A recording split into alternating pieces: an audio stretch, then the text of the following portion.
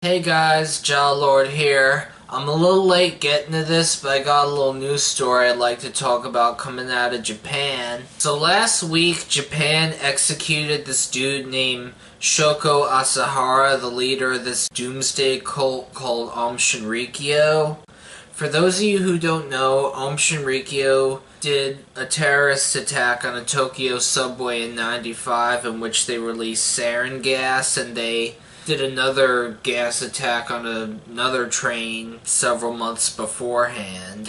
For those of you who weren't born yet, and for those of you who are too young to remember, the Tokyo gas attack killed 13 people, injured like 1,000 more, and in the previous attack several months beforehand, 8 people died and like dozens more were injured. And finally, after like 20-something years, the leader of this group, Shoko Asahara, has been executed along with several other high-ranking members of Aum Shinrikyo. As far as what Aum Shinrikyo is, they are a doomsday cult that mixes the beliefs of Hinduism and Buddhism together with little bits and pieces of the Christian end of days prophecies mixed in, all rolled into one. Shoko Asahara literally believed that he was Jesus Christ and the first enlightened one since Buddha.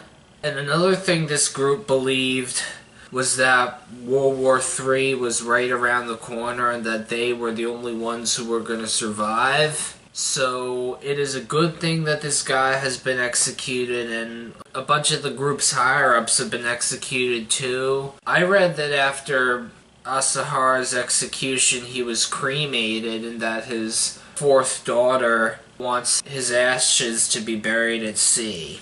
The widow of one of the victims of the Tokyo gas attack believed that the execution was justified. This just goes to show that there are extremists in every major religion in the world. The Christians have got David Koresh, Joseph Kony, Jim Jones. Muslims have got Osama bin Laden, Abu Bakr al-Baghdadi, Muhammad Omar. And then there are like really far out there cults like Heaven's Gate and the likes of them, and the UFO cults and so forth. What really pisses me off is how like Jim Jones, David Koresh, Charles Manson, Joseph Kony are all seen as like cult preachers, and same goes for Shoko Asahara, but Osama bin Laden, Abu Bakr al-Baghdadi, Muhammad Omar, and Abu Bakr Shikau are seen as like the true face of Islam and the leaders of all Muslims everywhere, which is completely untrue. It really sucks when the media tries to portray the KKK, the neo-Nazis, David Koresh, Joseph Kony, Jim Jones, Shoko Asahara, and their likes as like cult preachers and not representative of their religions, but they portray bin Laden, al-Baghdadi, Muhammad Omar, Abu Bakr Shikau, the leader of Boko Haram, as like the true face of the Islamic religion, doing everything that their Quran tells them to do. And the leader, like I just said, the leaders of all Muslims everywhere.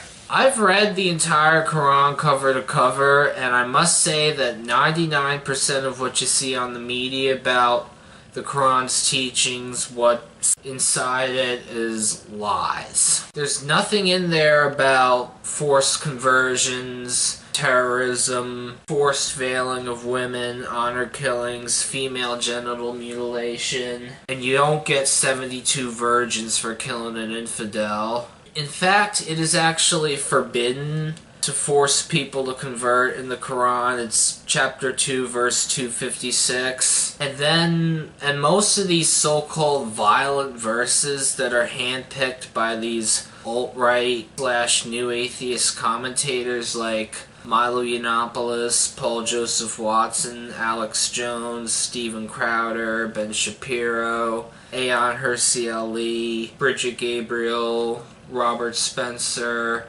Waleed Shoebat, Pam Geller, Bill Maher, Sam Harris, and the likes of them were for a specific place and time and had their own context, just like the violent verses of the Bible. And in fact, there's like different rules for meeting unbelievers in battle versus unbelievers in the street.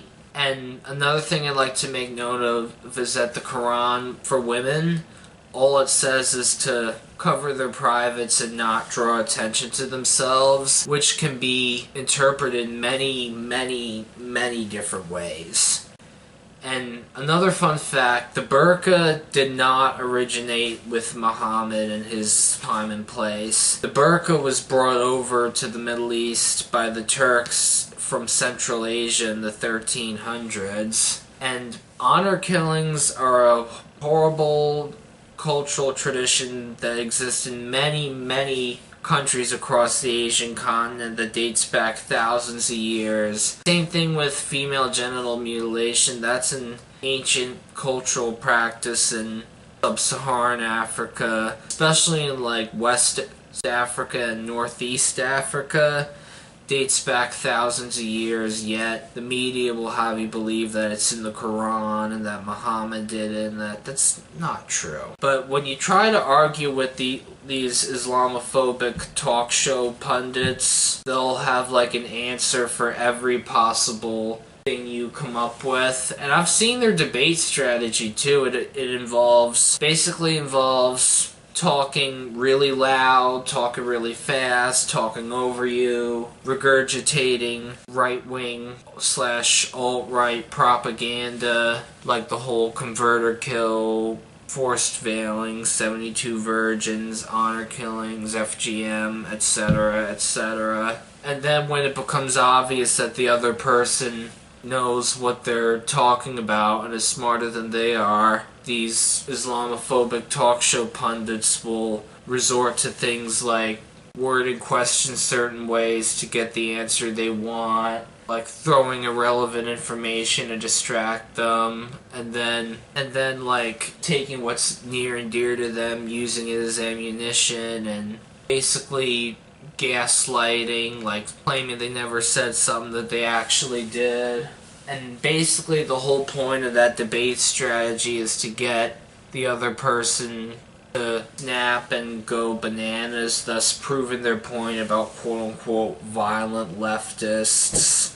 One of the things Islamophobic pundits talk about the Quran is that it like condones sex slavery and like, which is also not true. And they cite the fact that you see these terrorist groups like Al-Shabaab, ISIS, Boko Haram, Al-Qaeda, Taliban, reviving sex slavery. From what I read, like, reviving slavery, while it did exist throughout Islamic and pre-Islamic history in the Middle East, North Africa, East Africa, South Asia, etc., it was abolished by universal consensus. It seems that no matter what you deal with, even citing extremists from other religions, and even citing religious extremists that make up the US government and make up like the government of Saudi Arabia, the government of Israel, the government of Iran, etc., etc. These talk show pundits are impossible to reason with, along with their hordes of brain-dead supporters. I've tried doing so myself on quite a few occasions. Well, that is it for today, folks. I've made my points that I want to make today.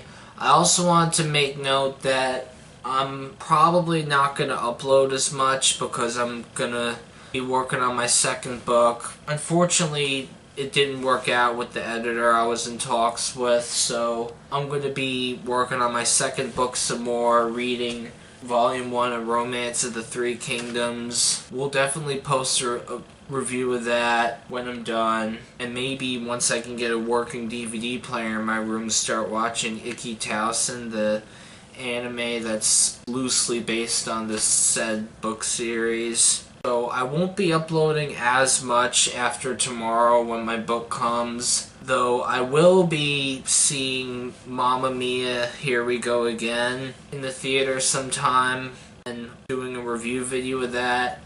A Quiet Place just came out on Redbox, and I saw that in the theater, was going to do a review, but never got around to it. Hopefully, when I rent A Quiet Place again, I'll do a review this time. But that is it for today, folks. Peace.